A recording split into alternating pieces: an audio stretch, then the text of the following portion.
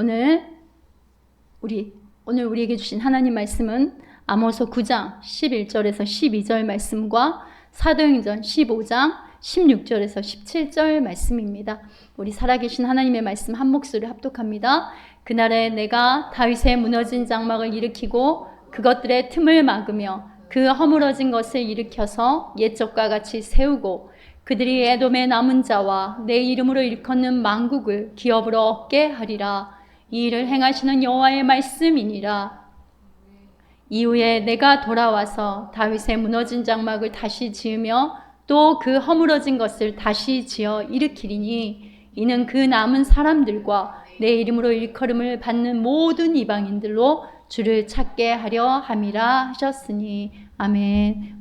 다윗은요, 사무엘이 이새의 아들들을 한 자리에 불러 모으라고 할 때도 아버지 이새가 부르지 않는 아들, 소위 없는 자식처럼 너는 양떼나 소떼나 돌보면서, 자, 다윗이 마치 그 치는 가축처럼 그냥 광야에 방목하던 존재감이 없는 이새의 8번째 아들이었어요. 그러나 다윗은 광야에서 수금과 피리를 불면서 눈에 보이는 모든 것, 귀에 들리는 모든 것, 그리고 손에 만져지는 모든 것이 다윗에게는 하나님을 찬양하는요, 소재가 되고 가사가 되고 음계가 됩니다. 후에 다윗이 악령이 들어 고통당하는 사울왕 앞에 불러가서 수금을 연주할 때 사울왕의 정신이 상쾌하고 낫고 악령이 떠났다고 성경은 기록하고 있어요. 사울왕 앞에 연주하는 다윗의 그 마음에는요, 무슨 가사가 읊어지고 있고 무슨 곡조가 연주되었을까요? 목동 다윗으로 광야에서 하나님을 찬양하던 바로 그 음계가 아니었겠습니까? 성경에서 여러분 시편이 150편으로 가장 많은 장이고 성경의 중앙에 위치하는 것이 우연이 아닙니다. 하나님이 가장 원하시고 기뻐하시는 우리를 창조한 목적이 찬양이며 하나님을 향한 찬양의 고백이 우리 영혼의 중심 기둥이자 광야 교회로 살아가는 우리 삶 전체가 시편이라는 찬양의 시 안에 다 들어있어요. 시편을 보면은 탄식의 어조가 나와요. 세상을 보고 사람을 보면은 절망적인 어떤 상처에 빠진 자신을 보면은 하나님의 개입하심이 없이는 살아갈 수가 없는 거예요. 그래서 하나님의 개입하심을 구하며 하나님께 건져달라는 그런 간청의 어조가 또 나오고요. 인정의 어조도 나와요. 고난의 때에 간구했던 기도에 응답받고 그 안에서 구원을 발견하면서 하나님에게서 멀어졌던 자신에게 하나님께서 부어주시는 그 은혜를 선포하고 다시 감사를 회복하는 바로 그런 어조가 나오고, 그리고 묘사적 찬양의 어조도 나옵니다. 하나님의 속성과 하나님의 신실한 언약을 찬양합니다. 이렇게 시편의 여러 가지 어조가 나오는 것은 우리 인생의 모든 것들이 다 하나님 앞에 올려드린 찬양으로 녹아지게 하시는 그 하나님의 은혜를 우리에게 보여주신다는 말이에요. 이렇게 우리의 영혼과 삶과 무엇보다도 하나님과의 관계에서 떼어낼 수 없는 것이 바로 여러분 찬양의 고백입니다. 다윗의 광야의 6걸음의 찬양은요, 결국 다윗의 장막에서 하나님께 드리는 일곱 번째 걸음의 찬양을 위한 준비였던 거예요. 그러니까 6걸음은 마지막 그 7번째 걸음의 준비였다는 말입니다. 다윗은 하나님의 임재와 영광이 가득한 마치 신방과 같은 장막을 얼마나 사모했으면요, 주의 장막이 이루 말할 수 없이 사랑스럽다고 합니다. 시편 84편 1절에서 2절 말씀 우리 함께 합독합니다. 만군의 여호와여, 주의 장막이 어찌 그리 사랑스러운지요.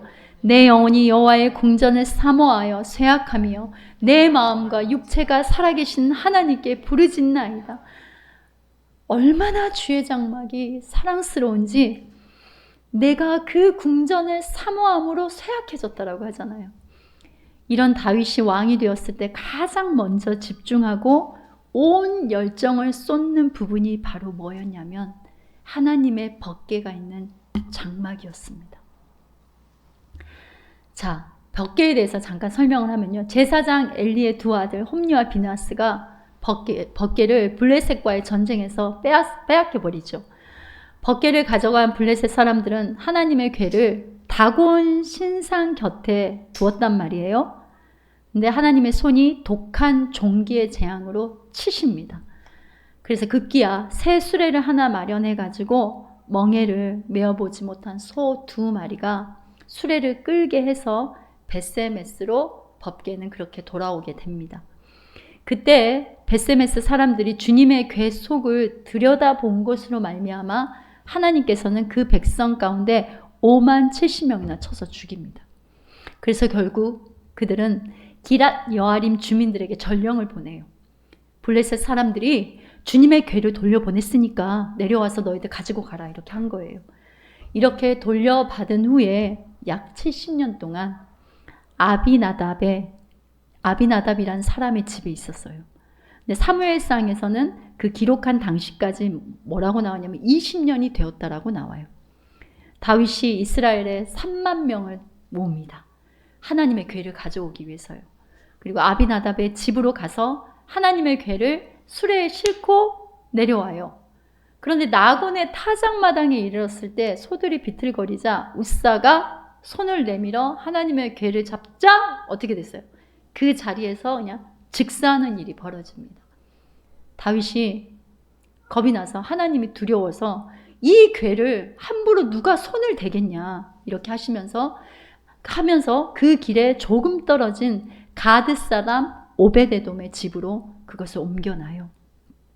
그런데 석 달쯤 지나서 다윗의 귀에 어떤 소식이 오냐면 오벳에돔이 그 법궤 때문에 곤란을 당하거나 저주를 받은 게 아니라 오벳에돔과 그 집이 복을 받았다는 소식이 들려오는 거예요. 그러자 다윗이 하나님의 궤를 기쁨으로 궤를 맨 사람들이 6걸음을 가면요. 다윗이 7번째 걸음에 소와 살찐 송아지로 제사를 드리고 하나님 앞에 힘을 다하여 바지가 흘러내릴 정도로 어린아이처럼 기뻐서 춤을 추면서 다윗과 온 이스라엘 족속이 함께 즐거이 환호하며 나팔을 불고 하나님의 궤를 메고 옵니다. 이렇게 다윗 왕이 75년 동안 이방인의 손에 놓여져 있던 언약궤를 예루살렘으로 가져와 다윗의 궁 옆에 장막을 치고 그 안에 언약궤를 안치해 놓은 바로 그곳이 여러분 다윗의 장막입니다. 그렇게 해서 세워진 다윗의 장막은요, 대략 솔로몬 성전이 지어지기까지 약 40년 동안 존재했는데 솔로몬 성전이 지어진 후로는 더 이상 다윗의 장막이 존재하지 않습니다. 솔로몬 성전은요, 과도한 노역, 여러분 성경 읽어보셔서 아시죠? 과도한 노역과 이스라엘 백성들이 둘로 쪼개지는 원인을 제공을 하죠. 솔로몬은 평생 성전 짓는 것에 그냥 중독이 돼버렸어요. 하나님의 임재보다 자기 자랑, 자기 과시, 자기 명성으로 솔로몬은 평생 화려한 성전만을 짓다가 자신의 영혼이 1% 빗나감이 100% 하나님을 떠나는 하나님의 임재를 잃어버린 삶을 살게 됩니다. 이 솔로몬 성전은 결국은요 586년에 바벨론의 침공으로 완전히 파괴되고 재건된 뒤에도 로마 장군 티투스가 유대 전쟁을 진압하면서 완전히 파괴되어 버리죠. 그래서 일부만 남아있어요. 그게 지금 통곡의 벽이잖아요. 오늘 보면 하나님의 말씀은 내가 솔로몬의 장막을 일으키리라 하지 않고 다윗의 장막을 일으킨다고 하십니다.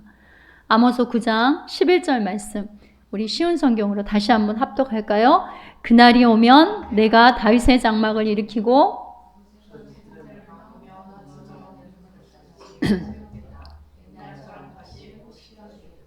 신약에서도 하나님은 동일하게 초대교회가 번성하는 그때도요, 야고보 사도 입술을 통해서 뭐라고 말을 하냐면 다윗의 장막을 다시 세우기를 원한다고 반복해서 말씀하세요. 사도행전 15장 16절에서 17절 말씀입니다. 함께 합니다. 이 일이 있은 뒤에 내가 다시 와서 다윗의 무너진 장막을 다시 짓겠다.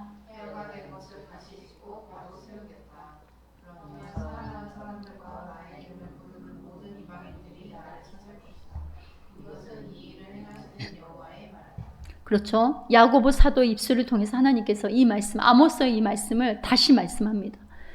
장막은 하나님을 만나는 예배 장소입니다. 하나님께서 친히 다윗의 장막을 일으키시고 바로 세우겠다라고 하심은 하나님이 원하시는 예배, 하나님이 기뻐하시는 교회, 예배자의 모습이 바로 여기에 있기 때문이에요. 왜 하나님은 다윗의 장막의 회복을 강조하시는 것일까요? 모세의 성막이 아닌, 솔로몬의 성전이 아닌 다윗의 장막을 왜 다시 회복시키신다고 하실까요? 그것은 하나님께서 원하시는 예배가 다윗의 장막에 바로 있기 때문입니다. 구약의 모세의 장막의 모든 것은요, 예수 그리스도의 구원의 사역의 예표이며 다윗이 세운 장막은 결국 참 성전인 예수 그리스도로 말미암아 주 예수를 힘입어 그 앞에 나오는 모든 자들이 하나님의 임재 가운데 예배하는 성령 하나님이 친히 거느리시는, 친히 함께 하시는 영과 진리의 예배입니다. 그러기에 다윗의 장막이 곧 예배이고 다윗의 장막의 회복이 오늘날 하나님이 기뻐하시는 그리스도 안에서, 그리스도 앞에서, 그리스도로 인하여 드리는 예배의 회복입니다. 이 시간 다윗의 장막의 특징을 통해 하나님께서 예수님을 통해 우리에게 어떤 예배의 감격을 허락하셨는지, 또 우리 안에 생명으로 내주하시는 성령 하나님으로 인해 우리 심령 자체가 다윗의 장막의 그 임재와 영광이 가득한 그리스도의 몸된 성전으로의 그 모습이 무엇인지 깨닫는 은혜가 임하길 주님의 이름으로 축원합니다.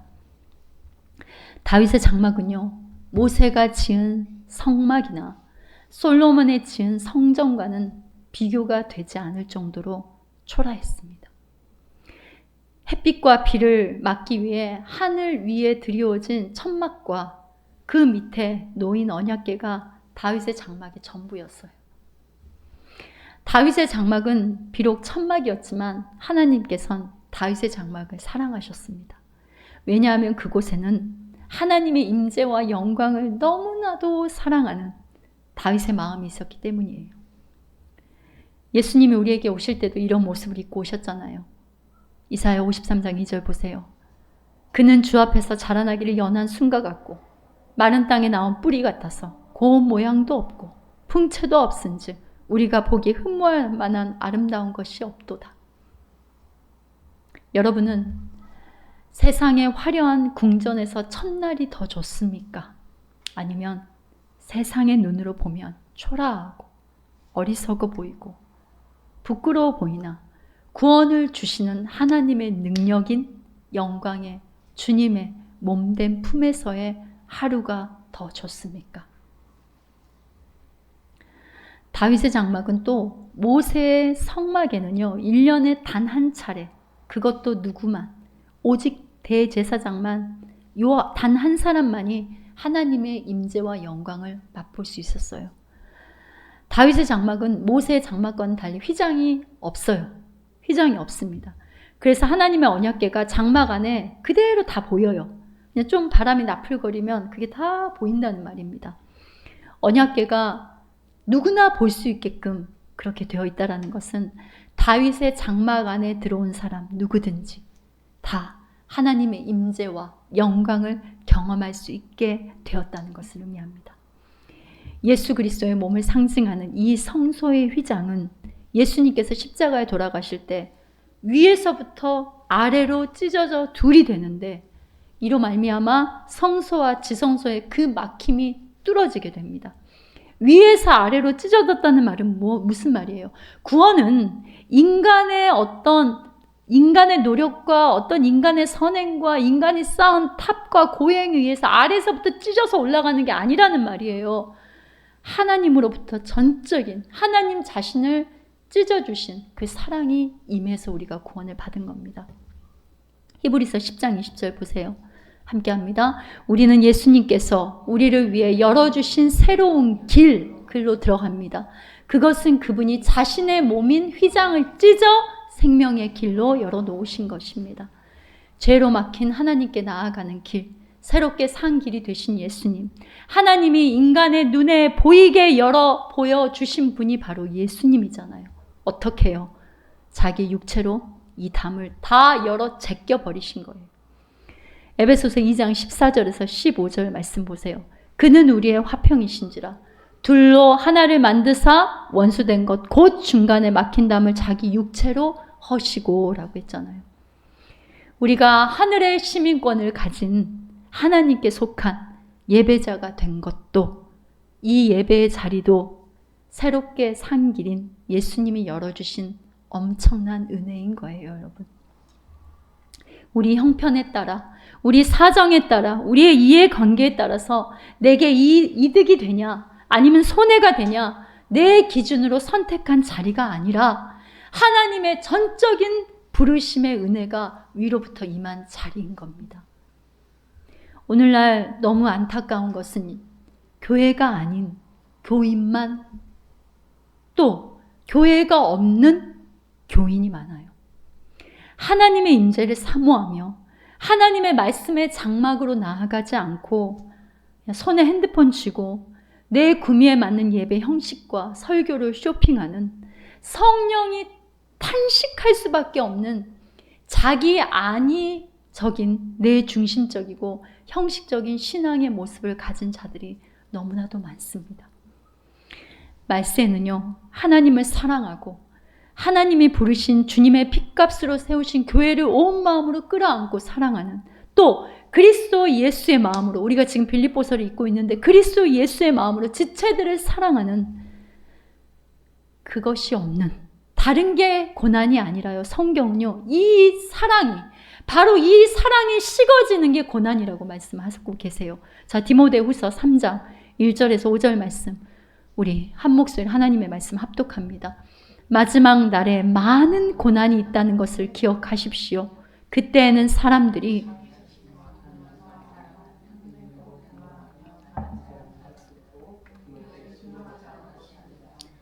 또한 감사하지 않고 하나님께서 원하시는 사람이 되려고 하지도 않을 것입니다. 사랑도 없고 용서도 없으며 나쁜 말을 일삼으며 절제하지도 못하고 잔인하며 선한 것을 싫어할 겁니다. 가까운 친구는 배반하고 성급하게 행동하며 교만하고 쾌락을 즐기며 하나님을 사랑하지 않고 겉으로는 하나님을 섬기는 채 하나 실제로는 하나님을 경외하지 않을 것입니다. 여러분은 이런 사람들을 멀리하시기 바랍니다. 예수님이 모든 것을 나 같은 죄인을 위해서 열어 제끼신 그 사랑을 알고 믿는 자는요, 그 어떤 순간에도 다윗이 장막 앞에 춤을 추듯이 그분의 얼굴의 임재를, 얼굴 앞에서 임재를 갈망하는 겁니다. 이 시간 아파르케 성도님들에게 무거우면서도 묵직한 질문을 우리 주 예수님 이름으로 드려봅니다. 하나님께서 처음에 제가 개척을 했을 때, 하나님 앞에 새벽에 엎드렸을 때 이것을 나에게 물어오셨어요. 너가 어떤 일들이 있어도 이 교회가 영원할 것을 아느냐? 영원히 내가 세운 교회임을 알고 너를 이곳에 내가 세운 주의 종으로 부른 것을 너가 끝까지 너의 호흡이 닿을 때까지 믿냐? 따를 수 있겠느냐? 그것을 저에게 물어보셨어요. 무거우면서 묵직한 질문을 우리 주 예수님 이름으로 한번 드려봅니다. 여러분에게 아파르케, 하나님이 친히 은혜로 불려주신 이 예배의 자리와 시간이 다윗이 하나님의 장막을 갈망하고 하나님을 배웠고 싶어하는 여러분에게 다윗의 장막입니까? 한 주간 삶의 전장에서 싸우느라 피냄새와 눈물과 땀과 그런 냄새가 범벅이 된 전우인 공동체 지체들을 만나고 싶고, 만나면 힘들었지, 그래, 그래도 잘 싸웠어, 이런 눈물과 감격의 보고품이 여러분 안에 식지 않고 타오르고 있습니까? 수많은 자들 중에 하나님이 친히 부르셔서 첫 열매로 심으신 하나님의 부르심의 자리라고 여러분 확신합니까? 아니면 아직도 과거 신앙생활의 상처를 무기 삼아 방황하게 하는 영, 이 방황하게 하는 영의 거짓과 속임수에 눌리고 매이고 갇혀서 상황과 형편에 따라 감정에 따라 흔들리는 그냥 잠깐 와서 타는 그네와 같으십니까? 물론 우리 성도님들은 그렇게 하지 않죠. 제가 신대원 3학년 때 강원도, 그러니까 철원 그 전쟁, 6.25 전쟁의 그 모든 어떤 흔적들이 있고 기념관이 있는 그곳을 선교 탐방을 간 적이 있었습니다. 근데 철원 제일감리교회라고 여러분 아마 인터넷 검색해보면 나올 겁니다. 63년 만에 그 교회가 다시 지어졌어요. 그런데 그 교회 옆에 보면은 원래 있던 터가 있었습니다. 거기 가서 이제 삥 둘러서 교수님과 같이 기도를 하고 이제 말씀을 들은 적이 있었는데 이런 말씀을 하시는 거예요. 함께 예배하던 지체가 어느 순간 폭발로 흔적도 없이 사라져버린 거예요. 그 존재도 집도. 그리고 늘 와서 주님께 찬양하고 기도하고 예배하던 그 예배당이 전소가 되어버리고 그러시면서 교수님이 하는 말이 오늘 내 옆에 살아있는 지체가 오늘 예배할 수 있는 예배당이 있음이 가장 귀한 은혜다. 너희들이 목사가 되려고 하면 교회론을, 교회가 무엇인지를 지식적으로 알려고 하지 말고 가슴으로 배워라. 그 했던 말이 기억이 납니다. 나 같은 죄인을 구원해 주시고 예배자로 불러주시고 광야를 지나는 이 시간 동안 내가 하나님의 얼굴을 배울 수 있는 인생의 비와 바람을 피할 다윗의 장막 같은 교회를 허락해 주시고 그 앞에 찬양의 제사를 드리는 지체들과의 거함의 은혜를 주심이 특별한 은혜임을 고백하는 마음이 늘 하나님 앞에 살아있기를 바랍니다. 우리 찬양했잖아요. 오직 주의 은혜로 우리가 지금 여기 서 있다고.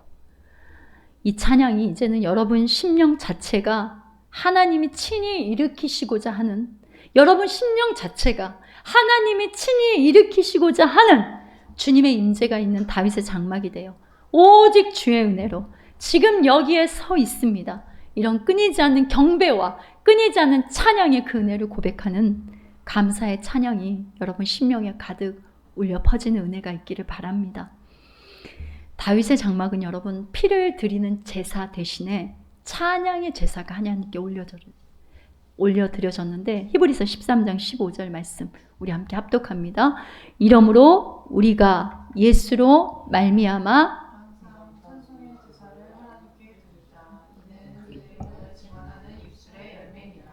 여러분 찬양이요 예수님의 이름을 증거하는 입술의 열매라잖아요. 그래서 우리가 10월 이제 마지막 주에 다윗과 요나단의 전태신 목사님 모시고 아파르케 설립 2주년 감사 찬양 음악회를 하려는 거예요.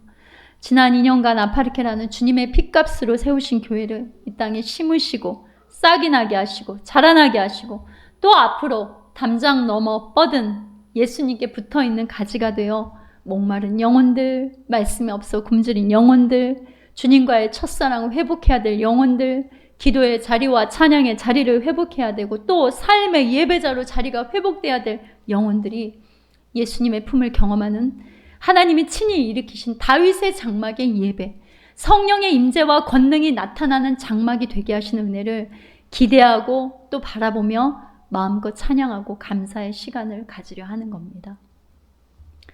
다윗은요 오직 예배를 위해서 대규모의 찬양단과 악기를 연주하는 악단을 조직합니다. 다윗은요 레위인들을 모집하여서 38,000명을 선발을 해요. 그리고 제사를 돕는 제사장을 삼고 그들 중에서 악기를 사용하여서 찬송하는 자들의 몇 명이나 되냐면 4,000명이나 되었어요. 몇 명이라고요? 4,000명. 자, 역대상 15장 16절 말씀 우리 함께 합독합니다. 다윗이 네 사람들의 어른들에게 명령하여 그의 형제들을 노래하는 자들로 세우고 비파와 수금과 제금 등의 악기를 올려서 즐거운 소리를 크게 내라. 크게 내라. 그러니까 우리가 찬양할 때도 음치어도 괜찮아요. 크게 하나님을 찬양하는 겁니다. 다윗의 장막은 밤이나 낮이나 기도의 향기가, 찬양의 향기가 끊이지가 않았어요. 그러니까 다윗의 장막에서 24시간 365일 동안 끊임없는 찬양의 제사를 하나님께 올려드렸고, 또 다윗의 장막에서는요, 찬양과 경배의 그 제사와 더불어 기도의 향이 계속 올라갔습니다. 역대상 16장 40절 말씀 보세요. 아침 저녁으로 제단 위에 태워드리는 제물인 번제물을 바쳤습니다. 여기서 여러분, 번제는 기도를 가르치는 거예요. 자, 이사야 56장 7절 말씀 함께 합니다. 내가 곧 그들을 나의 성산으로 인도하여 기도하는 내 집에서 그들을 기쁘게 할 것이며 그들의 번제와 희생을 나의 제단에서 기꺼이 받게 되리니 이는 내 집은 만민이 기도하는 집이라 일컬음이 될 것입니다. 여러분, 어떻게 24시간 기도하고 찬양하고 예배할 수 있겠어요? 가능합니까? 그럼 이게 무슨 말일까요? 하나님과 같이 사는 삶의 예배를 말합니다. 그러니까 한 주간에 여러분의 6걸음이요, 하나님의 임재의 장막을 향한 예수 그리스도의 품으로 달려가는 6걸음이 되고, 7걸음에 여러분의 기쁨과 감사와 눈물의 모든 것을 다 태워서 올리는 생명잔치의 예배가 되고자 바라는 그 갈망이, 그 불꽃이 살아나기를 주님의 이름으로 여러분 축원합니다. 우리 시편 132편 7절 말씀과 시편 84편 1절에서 4절 말씀, 우리 여러분에게 주신 하나님의 음성을 다시 한번 우리 합독합니다. 함께합니다. 우리가 그의 계신 곳으로 들어가서 그의 발등산 앞에서 엎드려 예배하리로다. 만군의 여호와여, 주가 계시는 곳이 얼마나 아름다운지요. 내가 여호와의 성전들을 애타게 그리워하다가 쓰러질 지경이 되었습니다. 나의 온몸과 온 마음으로 살아계신 주께 부르짖습니다. 만군의 여호와, 나의 왕이시며 나의 하나님이시여, 주의 제단 곁에는 참새도 깃들 곳이 있고 제비도 새끼를 품을 보금자리가 있습니다. 주의 집에 사는 사람은 행복합니다. 그들이 주를 영원히 찬송할 겁니다. 셀라, 셀라라는 거 멈춰서 들으라. 그러니까 성령이 교회들에게 하시는 말씀을 들으라입니다. 그러기에 여러분이 이런 고백을 하나님 전에서 발등산 앞에 엎드려서 날마다 찬양하며 시편 84편 1절부터 4절의 이 말씀이 여러분의 고백이 되고 하나님을 향한 갈망과 열망이 되기를, 그래서 여러분 심령 자체가 다윗의 장막에 그 임재의 예배가 회복되고 주님의 영광을 더욱더 드높이는 그런 하나님의 은혜가 충만히 임하길 주님의 이름으로 축원합니다.